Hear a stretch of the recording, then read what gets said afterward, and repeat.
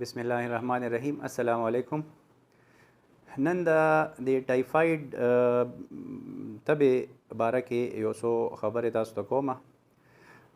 چونکې خاص کر د ګرمۍ په سیزن کې دا ډیره زیاته عام شي او کافي خلکو ته د ټایفاید نو د دې مین وجه چې دا نو هغه یو بیکټیریا ده چې هغې ته موږ سالمونیلا ټایفي وایو او دا د هغې د وجې کیږي. زیات تر چې نو دا چې کم بیمار ته د ټایفاید وشي نو دا د هغې په دې ډکو میتیازو کې دا جراثیمي او کله چې دا راشي او دا کم ډکو میتیازو کې چې جراثیمي نو اکثر که دا چېرته داسې د اوبو پایپ سره یا چېرته داسې لیک شوي او هغې سره دا کنټمینیټ شي نو د هغې کې دا جراثیم هغه اوبو ته ورشي او هغه اوبه چې سړی وڅکي نو هغې سره دا ټایفاید ورته اکثر د هغې نه وشي. نو زیات مونږ دا وایو چې په دې کې زیات رول چې دی نو هغه د ګډ سینیټیشن یا پور سینیټیشن او ورسره چې کوم کنټمینیټډ فوډ دی لکه مطلب داسې څښا خوراک دی چې په هغې باندې مچان زیات ناستي نو اکثر په هغې کې هم د هغه سټول نه هغې دغه بیکټیریا روړي او د هغې نه وشي. علامات چې دي د دې نو هغې کې یو خو تبی یا سر دردي بیمار ته لږ غونده کې بعضې ټایم کې پکې داسې اوچ ټوخې هم لږ غونده کي خېټه باندې دردم ای او اکثر دی کې دا بیمار وایي چې لوږه راته نه لګي او وزن یې رو کمیږي پکې. بعضې ټایم کې چې داسې تقریبا 50% نه زیات کیسونو کې په سرمنې باندې داسې یو وړوکې ریش غونده کیمي. اکثر داسې بیمار ته خوله پې لږه ډیره راځي نو دا کم عام علامات چې دي نو دا په ټایفاید کې دا کیږي. زه لږ خبره راغونډوم چونکې دا ډېر اوږد ټاپک دی خو لکه د دې هغه زیات چونکې مقصد چې دی چې خلکو ته لږ د هغې پته ولګي نو هغې لپاره دا غټې غټې خبرې ته کوم. د دې لپاره چې کوم ټیسټونه کیږي نو ټیسټ لپاره موږ زیات ښه ټیسټ چې دی نو هغه د وینې او د سټول د ډکو میتیازو کلچر ټیسټ دی. کلچر ټیسټ چې کله وشي نو هغه موږ ته دا ښیي چې دې ته دا سالمونیلا بیکټیریا یا په دې کې شته یا نشته دی نو دغې نه موږ اندازه کوو.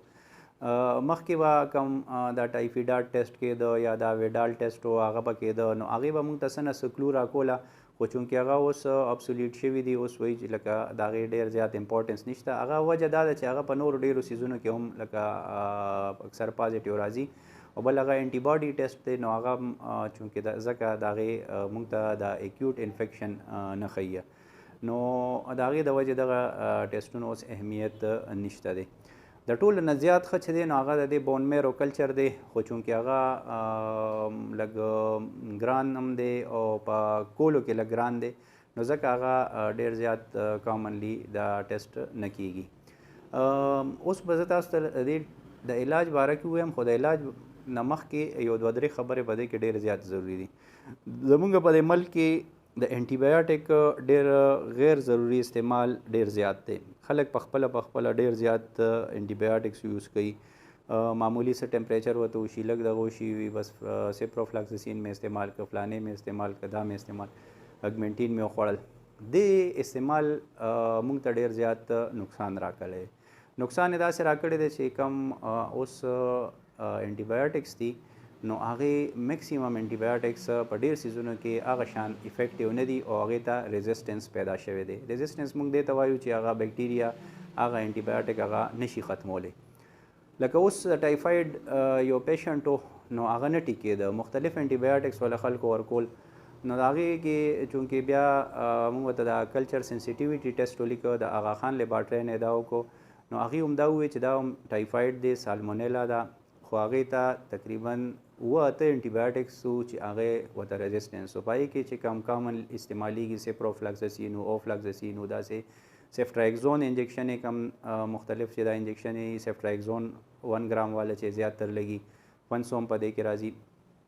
داسې سیفیکزایم کیپسول و هغې ته هم هغې ریزسټنس و نو مختلف داسې انټي بایوټک سره چک شو هغې کې صرف یو ایزیترومایسین داسې و چې هغې ته هغه سینسیټیو لکه هغې په هغې باندې کار کو او یو بل انټي بایوټک هغې موږ ته ښولو چې هغې ته امیپینم وایي او هغه ډېر کافي ایکسپنسیو انجکشن ده. یو انجکشن یې څه 2-2.5 زره 3 زره پورې یو انجکشن یي نو موږ سره اوس په ټایفاید کې لږ آپشنز ډېر کم پاتې دي، لکه صرف د ایزیترومایسین آپشن دی. نو د دې وجه همدغه ده چې د انټي بایوټکس غیر ضروري استعمال دی.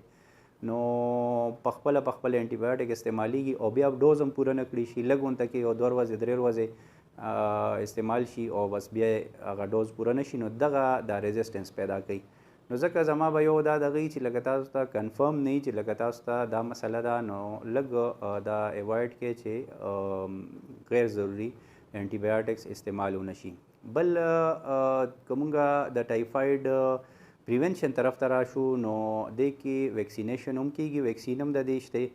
او بل زیات ضروري چې ده نو هغه خبره د سینیټیشن ده چې کوم د صفایي ده، خاص کر چې لکه اوس که مونږ وګورو لکه څنګه چې د کووډ دغه وخت راغلی و، په دغه وخت کې د ټایفاید شو، داسې د ملیریا شوه، یا نور داسې کم خاص کر دا ډینګي وغیره شو، نو یا ګیسټروانټرایټس ایون مونږ ووالو چې کوم دا هیزه چې ورته وایي، دا کیسونه ډېر کم شو. ای وجه دا وه چې خلکو لږ احتیاط ډېر کو او د صفایي خیال یې ساته. نو دې کې د ټولو نه زیات ضروري خبره صفایي ده، چې اوبه خاص کر د اوبو خیال وساتلی شي چې صفا اوبه، یا که چاته شکی یا چې یاره زمونږ دا پایپ داسې راغلی دی چې د دې څه د کنټمینیشن خطره ده، نو هغه داسې اوبه چې استعمالوي چې اول یې شي، بیا چې یخې شي نو چې هغه اوبه استعمالوي. ډېره مهرباني.